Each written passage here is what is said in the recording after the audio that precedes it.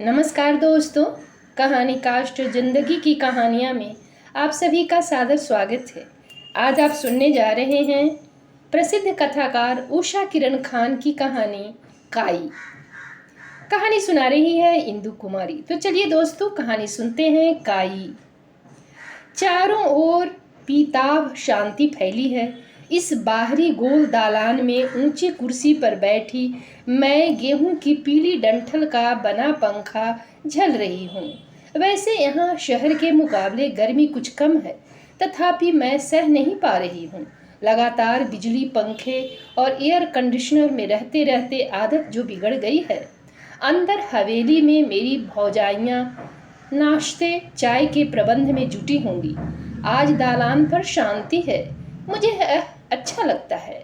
ऐसे में सोचा जा सकता है, फैली फैली बड़ी आंखों से प्राकृतिक सौंदर्य पिया जा सकता है। घर के सामने बड़ा सा खलिहान है और खलिहान के विस्तार के पार छोटी सी कोसी नदी।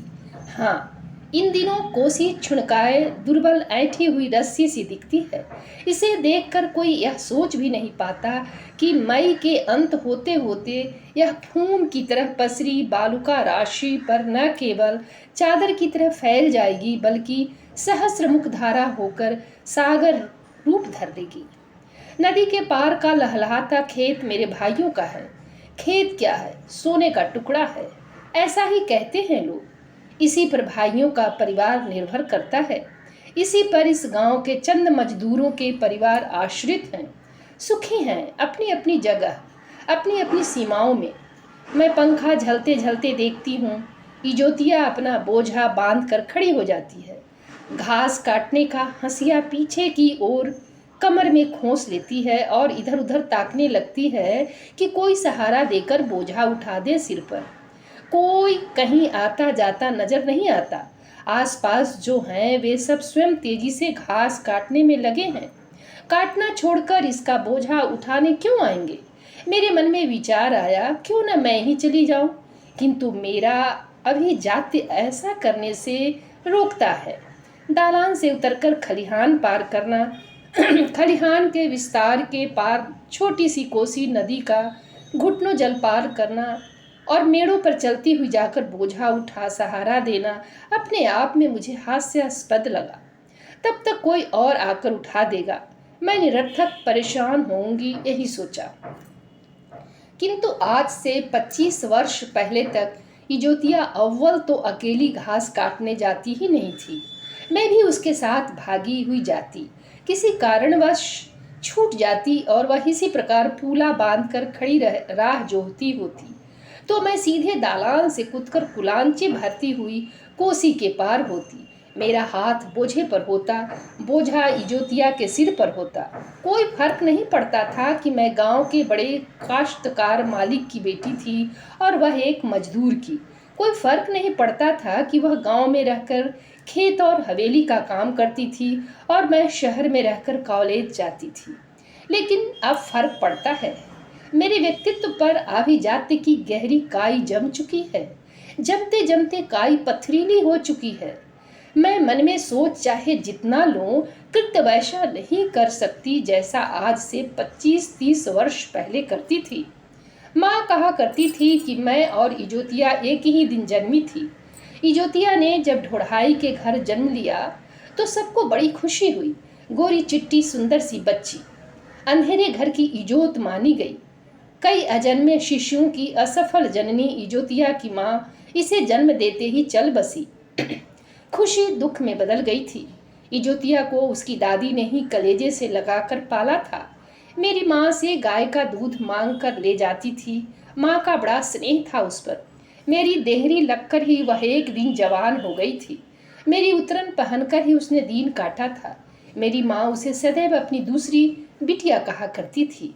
मैं तो मानती हूँ वही असली बिटिया थी। माँ की सारी सेवा शुश्रूषा उसी के जिम्मे छोड़ सब निश्चिंत हो गए थे। यहाँ तक कि अंतिम घड़ी में गंगा जल टपकाने भी मेरे भाई लोग तब आए जब उनकी आंखें पथरा गई थीं। और मैं तो श्राद्ध के बुलावे पर आई हूँ। हस्ब मामूल इजोतिया का ब्याह 10 साल की कच्ची उम्र में ही हो गया था।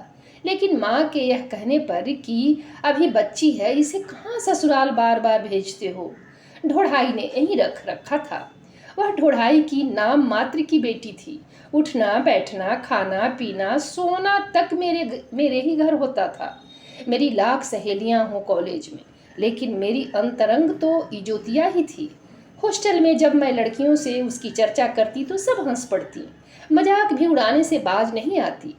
और इधर इजोतिया या तो माँ के पास बनी रहती या मेरी राह देखा करती। मेरी शादी में वह नाचती फिरी थी, मैं अंदर दुल्हन बनी बैठी थी और वह तितलियों की तरह उड़ उड़ कर हवेली दालान से सूचनाएं ला ला कर मुझे गुदगुदाती रही थी। मुझे यह देखकर बड़ा संतोष हुआ कि मेरे पति भी उसे नज़रअंदाज नहीं कर रहे हैं। मैं इसी सोच से उन दिनों उदास रहा करती थी। ब्याह और गौने के बीच की अवधि को हमने मज़े से जिया। हम दोनों सूरज ढलते ही खेत की ओर निकल जाती, कभी खेत में हरे भुट्टे तोड़कर भून लेती, कभी झौली मियाँ की बाड़ी से ककड़ी खरबूज चुरा कर खाती। इसी भाग दौड़ में एक दिन बबूल का कांटा मेरे पैर में चुभ गया था। अब तक उसकी कसक बाकी है। मेरे गौने के समय वह सिर पटक पटक कर लोट लोट कर रोती रही। मैं हैरान थी तब वह कैसे रहती थी जो अब इतनी हलकान हुई जाती है। पहला बच्चा होने के समय मैं मायके ही आई हुई थी। यह हमारे यहाँ का खास रिवाज था। रात को आई और सुबह ही माँ के साथ शहर चली गई, जहाँ डॉक्टर की सुविधा सुलभ थी। हड़बड़ी में भी इजोतिया को न देख माँ से पूछा तो पता चला उसके भी बच्चा होने वाला है और वह ससुराल में है। मेरे पहले बच्चे के साथ ही उसका पहला बच्चा हुआ। इजोतिया, क्या खूब पीछा किया तुमने मेरा। बच्चा भी एक साथ ही पैदा किया। मैंने उसके सुंदर गोरे बच्चे को चूमते हुए कहा था, यह कैसे नहीं हो सकता है बहनिया, मैं ससुराल भी तो तुम्हारे साथ ही बसने लगी। वह लजा गई थी। क्यों भाई, मेरे ससुराल जाते ही तुझे भी ससुराल की सुबुद्धि आ गई। चल अच्छा हुआ, मगर है ना अचरज की बात कि एक ही हफ्ते में बच्चों का जन्म हुआ हमारे। मैं मैं कहीं जा रही थी, मगर यह बच्चा तो तुम्हारे पाहुन का ही है। उस दिन की याद है मुझे जब गौने पर लेने 4 दिन पहले से ही आ गए थे। तू कपड़ों से थी और मैंने उसी दिन सिर धोया था।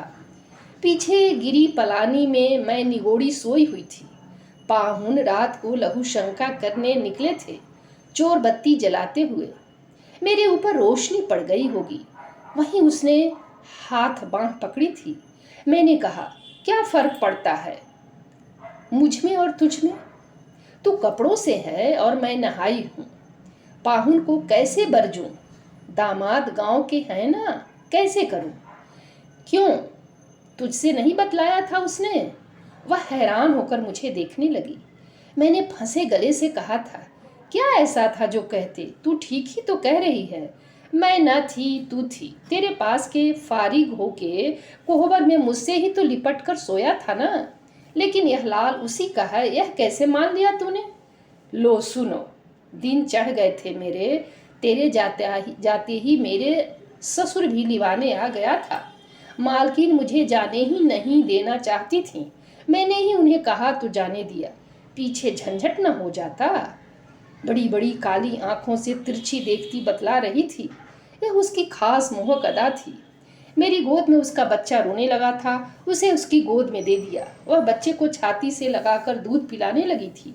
दूसरी हथेली से उसने अपने दूसरे स्तन को दबाया था कि दूध की धार निरर्थक बहकर बर्बाद न हो। सोने का जोड़ा कटोरा मानो औंधा पड़ा हो, ऐसा सौंदर्य था उसका। एक दिन विपिन ने कहा था, इजोतिया को तुम क्यों नहीं अपनी एक आध चोली दे देती हो, तुम्हारे नाप का ही तो आएगा। वह पहनना ही नहीं चाहती है शैतान, कहती है बंधन सा लगता है। लेकिन तुम उसके नाप के बारे में कैसे कह सकते हो, क्या बात है। मैंने कृत्रिम क्रोध से कहा था, अरे नहीं, ऐसी कोई बात नहीं है, बिल्कुल एक सी कद काठी है ना। सो वह झेप से गए थे। मेरे मन पर चोट लगी। विपिन ने मुझसे छुपाया क्यों। उसका विश्वास मैं जीत न सकी, दुख हुआ। वहीं ज्योतिया के बहनापे पर, उसकी निश्चलता पर प्यार आया। मैंने गौर से उसके अनावृत वक्ष की ओर देखा।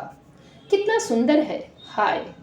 सोच रही थी मानो ऊर्ध्वमुखी सोन लहरें एक से ऊपर एक चढ़ती जाती हूँ, मानो युग्म कबूतर सटे बैठे हों। मैं बच्चे के चेहरे में विपिन का अक्स ढूंढने लगी, पर ऐसा कुछ न लगा। वह मातृमुखी था। विपिन की नौकरी दूसरे प्रांत में लगी थी। वह ऊपर ही ऊपर चढ़े जा रहे थे। मैं अपने छोटे से घर संसार में अधिकाधिक लिप्त हो गई थी। कई वर्षों के बाद अपने भाई के विवाह के मौके पर आई थी गांव। इजोतिया भी आई थी। उसके 5 बच्चे हो गए थे। हम अधिक समय तक उसका दुख ही बतियाते रहे। क्यों न तुम अपने बड़े बच्चे को मेरे साथ कर देती हो? मैं उसे वहां पढ़ा लिखा भी दूंगी और घर के काम में मेरी थोड़ी बहुत सहायता भी कर देगा। यहाँ तो हाथ में हरवाही पैना थाम कर अपने बाप की तरह बर्बाद हो जाएगा। मैंने जाते समय उससे कहा, आपने मेरा भार हल्का कर दिया, ले जाइए इसे। छोड़ा भारी हरहट्टी हो गया है, आजीजी से कहा था उसने। मैं उसके बेटे को लेकर शहर आ गई। उसने जल्दी ही सब कुछ सीख लिया। दोपहर के खाली समय में मैं उसे पढ़ाने लगी थी। लिखना पढ़ना भी सीख गया था, लेकिन मेरे बदमिजाज बेटे ने उसे रहने ही नहीं दिया। वह उससे वहीं रिश्ता रखता जो एक अफसर पुत्र नौकर के साथ रखता है। मैं यह नहीं सह सकती थी। विपिन भी बेटे का ही पक्ष लेते थे। मेरी जुबान से बार बार वह भेद फिसलने को होता जो बरसों से संभाल रखा था। मुझे लगने लगा मैं अधिक दिनों तक यह सब बर्दाश्त नहीं कर सकती। फिर मेरा सुविधाजीवी मन भय से भर गया कि कहीं यह चिंगारी बनकर मेरे छोटे से सुखी संसार को राखी न बना डाले। मैंने यह कहकर उसे गांव लौटा दिया कि वह पढ़े लिखे और बालिग होकर मेरे पास आए, तब मैं कहीं अच्छी स्थायी नौकरी का प्रबंध भी कर दूंगी। गांव की ओर बहुत कम आना हो पाता है। इससे कुछ दिन पहले भतीजों के जनेऊ पर गांव आई थी। रास्ते भर इजोतिया के विषय में सोचती आई थी। आते ही देखा वह काम में जुटी है। तू सब छोड़कर आ, घड़ी भर मेरे पास बैठ। मैंने उसका हाथ पकड़कर बैठाया पास। देख नहीं रही बहुएं कैसे आई है? कम से कम छुटपुटिया काम भी नहीं करेंगी। माँ चीख चीख कर हलकान हो जाएगी। जनेऊ के बाद ठहरेगी न तू, तब बैठकर बातें करेंगे हम। सारे घर का काम उठाए फिर रही थी ज्योतिया, मुझे कुछ करने नहीं देती। मेरे मन में सुखद उपालंब सिर उठा रहा था। माँ दिन पर दिन आश्रित होती जा रही थी उस पर। विपिन थोड़ी देर के लिए ही अंदर आ पाते, पर ज्योतिया की ओर देखने की उन्हें फुर्सत कहाँ थी। भाभियों से घिरे होते, इकलौते नंदोई थे ना। इजोतिया भी काम की जल्दी में एकाध फिकरा कस के चल देती। जनेऊ की रस्म समाप्त हुई। विपिन ने जाना चाहा था। मैं कुछ दिन रहना चाहती थी। वे अकेले ही चले गए। बहुत दिन बाद इजोतिया के साथ कुछ दिन रहने का मौका मिला था। गर्मी की छुट्टियां थी, सो बच्चे भी रह गए थे। अब कोई शैतानी तो नहीं कर सकती थी, पर हाँ, खेत खलिहान घूम फिर लेती। काश की झुरमुट से पास बैठकर घंटों बतियाती। इधर गांव की अन्य हवेली वाली महिलाएं मुझसे मिलने आकर लौट जाती। तभी पता चला था इजोतिया का पाहुन और बेटा दोनों सुदूर मोरंग धन कमाने गए थे। माँ के कहने पर पाहुन ने इजोतिया का गोहिया ढोढ़ाई के बास गीत पर ही बांध दिया था। क्या करूं बहिनिया, बच्चा जनती जनती खखरी हो गई। गरीब की जिंदगी ठहरी और मर्द मुरुख पड़ा पल्ले। कितनों ने ऑपरेशन करवा लिया, छुट्टी पाई। दास थी वो। सच, क्या कुंदन सी काया थी ज्योतिया की, इसे संभाल कर नहीं रख सका। मैं मन ही मन सोच उठी, अच्छा तो तू ही चल मेरे साथ, मैं ऑपरेशन करवा दूंगी। कैसे जाऊं? अच्छा बच्चे किस पर छोड़ूं? मैंने भी कहने को कह तो दिया था, पर भीतर डर गई थी। मेरे बड़े लड़के को तो उसकी सूरत सुहाती नहीं थी। दबी जुबान से कई बार कह चुका था, क्या मम्मी आप भी उस लिच्चड़ आया के साथ लगी रहती हैं? बेटे, वह मेरी खास सहेली है, मैं समझाती। खाक, आपकी आयाएं सहेली हो गई? यूँ तो मम्मी आप भी एक्सट्रीम पार कर जाती हैं। उसके बेटे को ले गई काम करने, सिर चढ़ाना स्टार्ट कर दिया था। आपकी माँ समता के सिद्धांत का पालन करती है बेटे।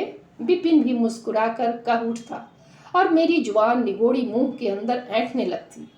अब कि मैं माँ के श्राद्ध पर गांव आई हूँ। इजोतिया मैली कुचैली इजोतिया, सूखी सिकड़ू इजोतिया अब भी मेरे घर का सारा काम कर अपने बछड़े के लिए नित्य सांझ ढलने से पहले एक बोझा घास लेकर आती है। उसका स्निग्ध सौंदर्य जाने कहाँ लुप्त हो गया है। सूखी चमड़ी झूलती है, स्वर्ण कटोरा स्तन सूख कर पसलियों में समा गया है। वह असमय वृद्धा सी हो गई है। शरीर में बाकी है उसकी बोलती आंखें, तिरछे देखने की अदा। बांध पर मजदूरी करता हुआ उसका पति एक दिन अपनी एक टांग मोटे लठ के नीचे दबा बैठा। तब से वह अपाहिज बना घर में बैठा रहता है। गालियां सहती, ज्योतियां सब कुछ करती रहती है। मैं चाहकर भी उसके बड़े बेटे को नौकरी न दिलवा सकी अब तक। अब तो उससे आंखें भी चुराने लगी। उसकी तिरछी आंखों का भाव मुझे आहत कर जाता है। माँ जब तक थी पत्र देती रहती थी, इजोतिया के बेटे के लिए कुछ करना रंभा, पाहुन से कहकर कहीं ठिकाना लगवा देना। मैंने कई बार विपिन से कहा, उसने सिगरेट के धुएं के साथ उड़ा दिया। जब जब ऐसा हुआ मैं डरती रही, कहीं मेरे होठों से वह भेद फिसल न जाए, कहीं वह चिंगारी बनकर देख रही हूँ किसी ने उसका बोझा उठा लिया है। वह झमकती हुई चली आ रही है। कुछ ही मिनटों में बोझा पटकेगी और सीधी मेरे पास आएगी। कहेगी, अरे बहनिया, यहाँ अकेली बैठी हो, चलो चाय पीने, सब बाट जो रहे हैं तुम्हारी। निर्लिप्त, निर्विकार, मेरी ही चिंता करती रहेगी और अभिजात्य की काई लगी मैं उसके लिए कुछ नहीं कर सकती। गेहूं के डंठल से बना पंखा झलती हुई बैठी हूँ। इजोतिया अपने सिर पर घास का बोझ उठाए कनखी से मेरी ओर ताकती गुजर रही है। पीठ पीछे चमकता हुआ चौथ के चांद सरीखा हंसिया कमर में खोसे हुए। उसकी तेज धार भी मेरे व्यक्तित्व पर लगी पथरीली काई को नहीं काट सकती। तो दोस्तों, कहानी समाप्त हुई। धन्यवाद।